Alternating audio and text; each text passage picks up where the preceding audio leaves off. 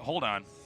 Okay. Wait a second. I was actually looking at you, Rat, but I wasn't watching when that probe came out there. Maybe if I hide my pylon behind a tree, you won't see why it. is he hiding that behind the tree? So, this can be very problematic for the Zerg. It is holdable. We have to see what opening the Zerg's going to choose. Now, a lot of Zergs tend to go for what we call overpool. Yes. And if this is a 9-9 gate, which I think it might be, it can also be a 9-10 gate.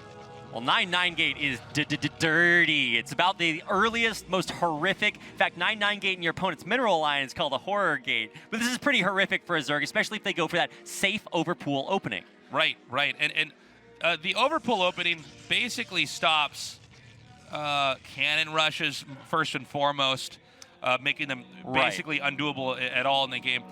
It allows you to also put a little bit of pressure on and also deal with a 1-gate pressure build. But 9-9 gateway, in other words, 2 gateways made immediately, can cause a problem because the Protoss has 2 Zealots coming out at a time. The Zerg has 2 Lings coming out at a time.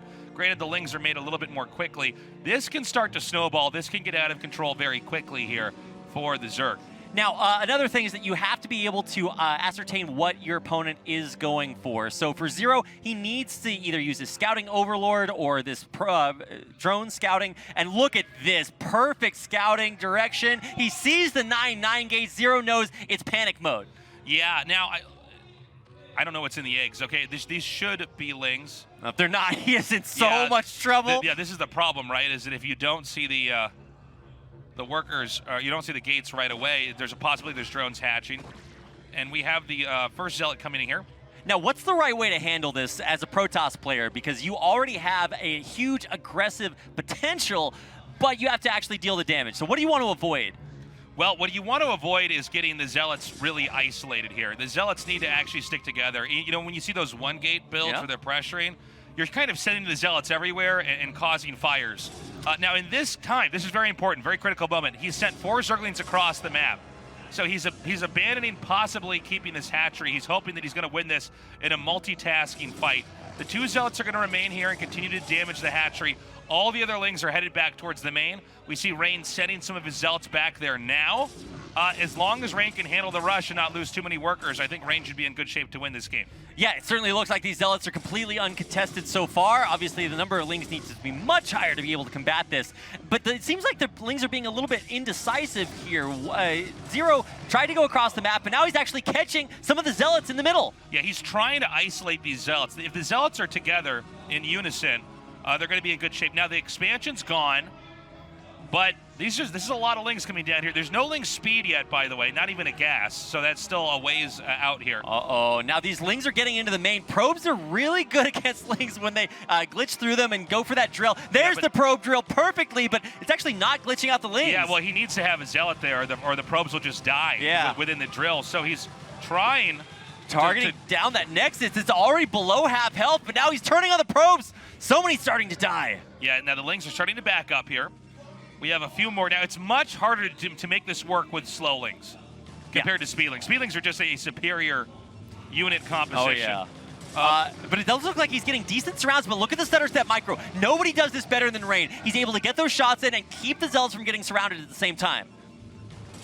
So, I think Rain might have held this. I think.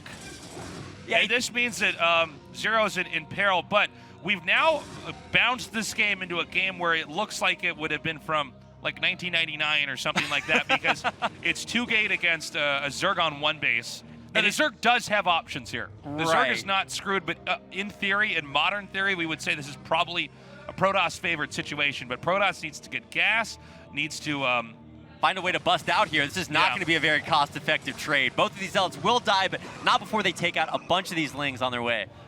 Now, the Zealots are coming back here. It's very important for the Protoss that he gets control over the entrance to the main here. 5 Zealots is a lot. I don't know how damaged all these Lings are because there's been so many skirmishes here, but it looks like these Zealots are pretty damaged as well, all very low on shields. Yeah, and they will finally be pushed back, but just for a little bit, because these gates are still pumping. Like, Rain's not thinking about expoing right now. He's not stopping. What he wants to do is probably get a cannon in his main, and maybe, just maybe, I'm not 100% on this, but actually get a cannon and a pylon at the entrance of the Zerg space. But with the Oh my God, this has gotten crazy. He's going to get the pylon. And so these Zealots are going to dive in here. I think Zero actually has enough. This is one of the best handlings of a 2-gate I've ever seen from Zerg, by the way. Yeah, for sure. You can really tell that Zero is not, it's not the first time, but it is actually a very scary position to be in nonetheless. He's doing an okay job, but he still has no expo. Yeah, that's true, but he's got, I mean, the Protoss doesn't either, and Protoss has no tech. That's true. So this is a very low tier, kind of scrappy game. This is a game where everybody's trying to have a balance of power on different parts of the map, and if you're weak on one part of the map in this fight, things are going to fly out of control, and both are in unique positions. Production's in the middle of the map for Protoss, right? So if he loses that, Zerg's in okay state. Zerg has hardly any workers. I would imagine the one advantage that in the long run is going to benefit Rain is Rain should be producing probes nonstop as this game is going on, and that is highlighted in the supply difference and in the sheer volume of probes we see over back at home. Now, we did just see a big round of drones be made, so Zero recognizes that as long as he can keep the Zerglings out on the map, it keeps the Zealots out on the map too, instead of them running in with 12 Zealots overwhelming that one sunken colony. Okay, we have another attack in here. Now, these Zealots are getting pretty weak. But they do have missed chance because of that doodad, the tree. The Zealots can hug the tree, and they have a chance of it. But that's only with range attacks, right? I think that's only with range attacks. Yeah. I don't know that melee units can ever miss. Now, Zealot can have one of its punches hit and not the second one. Oh, that's right. Attack, yeah. Because it's two separate attacks, right? Yeah, there's like two sound effects that come out almost at the same time, but it's actually two different hits. So them being under the trees is just... okay, superficial in this case. It's superficial in this case, but the tree actually does add as sort of like another building, like it's in the way, right. Yeah. so that the Lings can't get a full surround. Now, really speaking of full surround, here's a drone drill coming. Nice, and the Zealots pull out of the way just in time. That means the drones don't drill. They are a little bit more vulnerable. Decent surrounds here, but still clogging up the choke point, and Zero can't get all of his Zerglings out there to fight the Zealots. But I think he's going to break this. I think there's just enough Lings that he will break through, and now we're getting into an even more exceptionally complex game. So the middle is, it's a ghost town, right? There's nothing you can do with those buildings. They're unpowered. There are literally 5 drones mining minerals. Oof. Now, Rain is rebuilding infrastructure. I guess I should say he's rebuilt infrastructure here at his main. So I don't think these Lings can kill him, right? I mean, the structural setup is pretty damn good. Yeah, no way you can get in there and bust those cannons. I mean, he's going to try, and I think he might get one of the cannons. I think he's going to try to get this cannon and then get the Stargate. Now, yeah, the cannon in the mineral line doesn't reach the Stargate, so if you can focus this down, your opponent's building Corsairs. He does not have a lot of Zealots. I don't know who you want to be in this game, by the way. You know what I mean?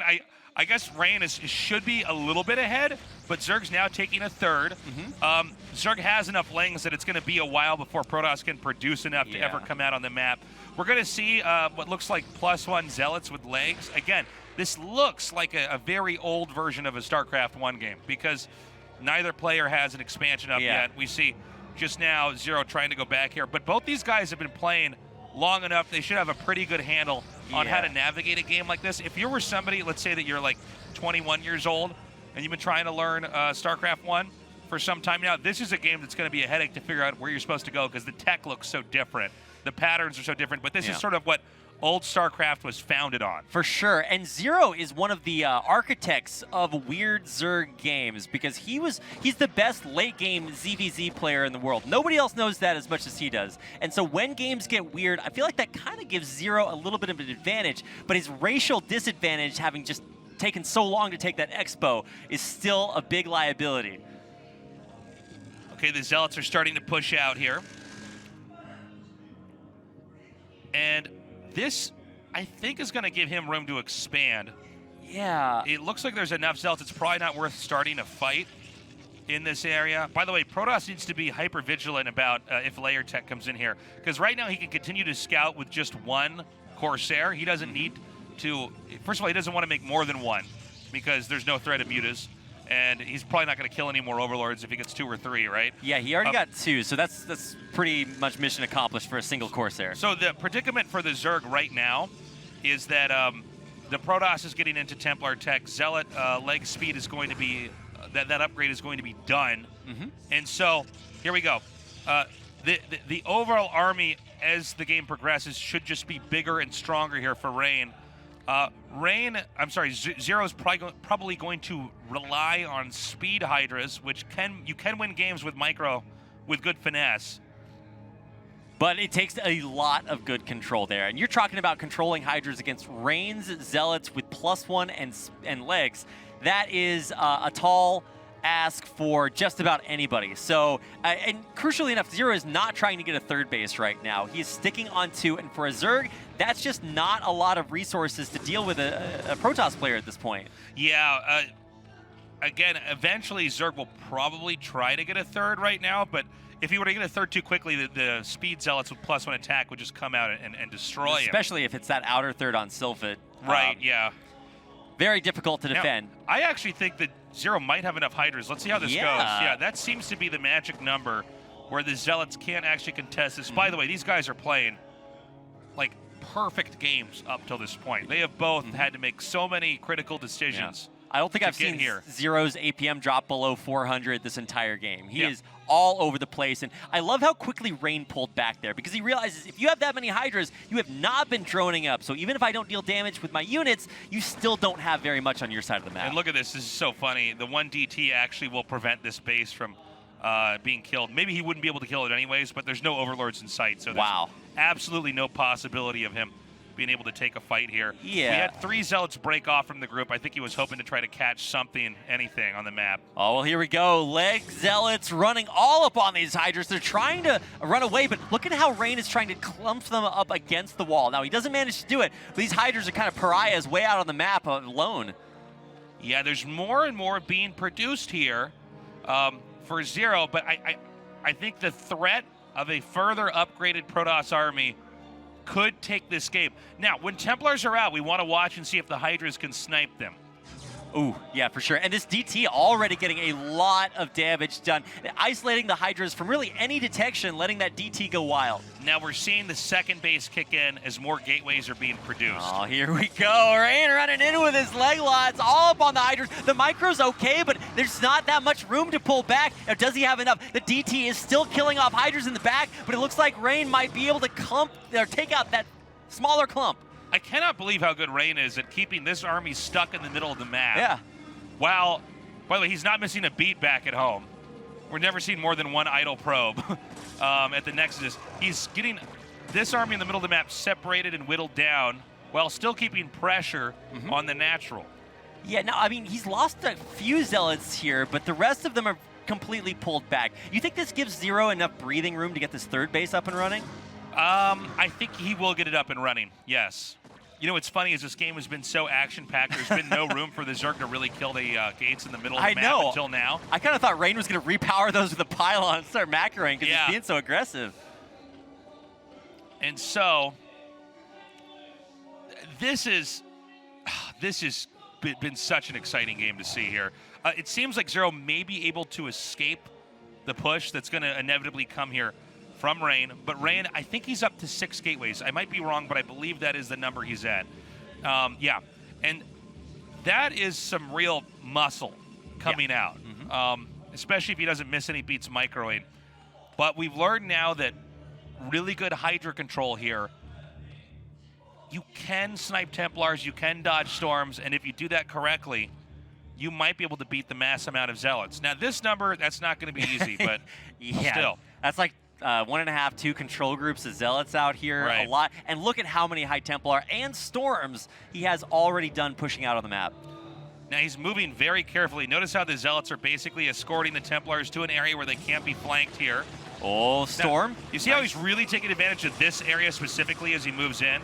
Yeah. Now we need to have a few more good storms. Oh, that's a good one. That's what we were talking about. Now, none of the Templars have actually been sniped here. Yeah, it doesn't look like he's focus firing the Templar down, which is really important to do. The Hydras are pulling back. Not that great a storm, but is there enough to defend here for Zero? Well, he's going to go into lurkers, but I think there might be enough that he can start to get surrounds in here on the rest of the Hydras, and he can also split these off into different areas, doing damage in different locations. God, lurkers take a million years to morph.